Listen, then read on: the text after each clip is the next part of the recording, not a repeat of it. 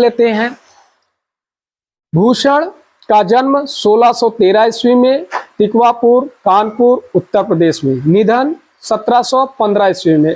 भूषण के दो आश्रयदाता राजा थे शिवाजी छत्रसाल बुंदेला।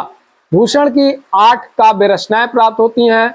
शिवराज भूषण, शिवा बावनी, छंदोग्य प्रकाश, छत्रसाल दशक, भूषण उल्लास, भूषण हजारा, भूषण उल्लास, अलंकार प्रकाश। इसके बाद 105 अलंकारों की विवेचना इसमें की गई है शिवराज भूषण में। 56 अलंकारों की विवेचना अलंकार प्रकाश में।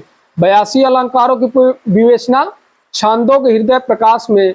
और शिवा बावनी शिवाजी के वीरता एवं उदारता के बारे में चित्रण है। और इसी में पद सुनाते हैं जिम इम बड़ सुवंब पर। ये पद जब शिवाजी सुनते हैं तो प्रसन्न हो जाते हैं। उन्हें 52 लाख रुपए, 52 हाथी, 52 गांव दान में दे देते हैं। इसके बाद दूषण उल्लास में क्या है, काव्य दोषों की विवेचना की गई है। दूषण हजारा में क्या की गई है, काव्य गुणों की प्रशंसा की गई है। और जो दूषण उल्लास मिलता है, काव्य नीति के बारे में बात की गई है। इसके बाद रामचंद्र शुक्ल भूषण के बारे में ये कहते हैं कि ये हिंदू जाति के प्रतिनिधि कवि हैं। फिर शुक्ल जी ये कहते हैं कि जो शिवाजी हैं और छत्रसाल बुंदेला हैं, उनकी वीरता को कोई झूठी खुशामद नहीं कह सकता है।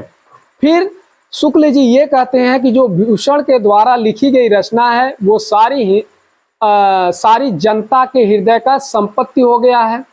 फिर निराला जी का कथन भूषण के बारे में ये है, हिंदू के सबसे बड़े कवि भूषण है। ये कथन किसका है, निराला का है। डॉक्टर नागेंद्र कहते हैं कि रीत काल का विलक्षण कवि कोई है तो वो भूषण है। और इसलिए उन्होंने रीत काल का राष्ट्र कवि भूषण को घोषित कर दिया।